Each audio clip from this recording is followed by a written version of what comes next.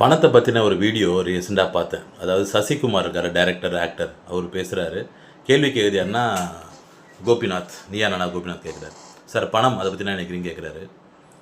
அதுக்கு சசிகுமார் ஆரம்பிக்கிறார். பணம்ன்றது அதை பற்றி புரிஞ்சுக்கிட்டேன் அப்படின்னாரு. ஸோ புரிஞ்சுக்கிட்டேன்றதை விட அதை மதிக்க கற்றுக்கிட்டேன்னு திரும்பி சொல்கிறாரு. என்ன சொல்கிறாருன்னா, அவர் சின்ன வயசில் இருக்கும்போது இந்த படம் பார்த்துருக்கோம், நம்மளும் படம் பார்ப்போம்ல, ரஜினி படம்லாம் பார்த்துருக்கோம். அந்த தளபதியில் ரஜினி ரத்தத்தை கொடுத்துட்டு ஒருத்தருக்கு கேஷ் எடுத்து கொடுப்பாரு, பணம் கொடுப்பாரு. அந்த மாதிரி ஐயா நன்றி ஐயானுவாங்க. அதுக்கு முன்னாடி ரஜினி வெறும் பணம் தாமா அப்படின்னு சொல்லி ஒரு டைலாக் பண்ணிவிட்டு பேசிட்டு வச்சுட்டு போயிடுவார்.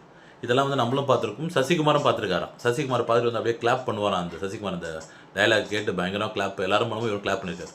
அப்போ என்ன நினச்சிட்டு இருக்காருன்னு நினைக்கிறேன் நான். அவரோட கருத்து நான் புரிஞ்சுக்கிட்டது பணம்ன்றது ரொம்ப வெறும் காகிதம் தான், அதுக்கு ஒன்றும் பெரிய மதிக்க வேணாம் அப்படின்ற மாதிரி அவர் நினச்சிருந்துருக்காரு, பிகாஸ் ஆஃப் ரஜினியோட டைலாக். ஆனால் ரஜினி அந்த டைலாக்கை பேசிட்டு பத்திரமா பணத்தை எதுவுமே வீட்டில் வச்சுக்கினார், சேமித்து வச்சார், அதை மல்டிப்ளை பண்ணார், கோகோ கோலா ஷேரில் இன்வெஸ்ட் பண்ணார், சத்திரங்கள் கட்டினார், பெரிய பெரிய முதலீடு பண்ணார். உஷாராக படம் மட்டும் எடுக்காமல் நடித்து மட்டும் காசு சம்பாரிச்சார். எல்லாம் வச்சுட்டு இப்போ பெரிய தமிழ்நாட்டில் ஒரு பெரிய கோடீஸ்வரில் ஒரு ஆள் ரஜினி. ஆனால் இந்த சசிகுமார் நீங்கள் நல்லா இந்த மாதிரி படத்தை பார்த்துட்டு வெறும் பணம் தானே, ஒன்றும் இல்லாமல் அப்படின்னு சொல்லி நம்ம பணத்தை மதிக்காத போகும்பொழுது நமக்கு அது தேவைப்படும் போது உதவி செய்யாமல் போகுது. இது உண்மை. அதை சசிகுமாரே பதிவு பண்ணுறாரு. பணத்தை நம்ம மதிக்காமல் அந்த படத்தெல்லாம் பார்த்துட்டு நம்மளுமே இப்போ நிறைய டைலாக்ஸ்லாம் பேசிட்டு பணத்து மேலே மரியாதை இல்லாமல் இருந்தவுடனே அந்த பணமே என்னை சேலஞ்ச் பண்ணு சார், 40 வருஷமாக என்னை மதிக்காமல் இருந்தியா, உன்னை மதிக்க வைக்கிறேன் பாரு, என்னை மதிக்க வச்சது. இப்போ பணத்தோட மகத்துவத்தை புரிஞ்சுக்கிட்டேன், பணத்தை மதிக்க கற்றுக்கிட்டேன்றார். இப்போ என்ன இதில் சொல்ல வரேன்னா, பணத்தை மதிக்க கற்றுக்கொள்ளுங்கள், பணம் உங்களை காப்பாற்றும். பணத்தை மதிக்காமல் மெதிக்கிறதோ இல்லை உதாசீனப்படுத்தும் போது அது உங்களை காப்பாற்றுறது. பணம் என்பது மகாலட்சுமிங்க. பணம் என்பது தப்பு கிடையாது.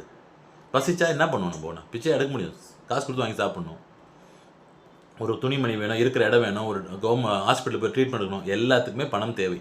ஸோ அப்போ அதுக்குன்னு பணத்தை அப்படியே உயிராக நினச்சிட்டு எல்லாரையும் உதாசீனப்படுத்த சொல்ல, பணத்தையும் மதிக்க கட்டுங்க. அது ஒரு பொருள், அது ஒரு சாமி, அது ஒரு கடவுள்.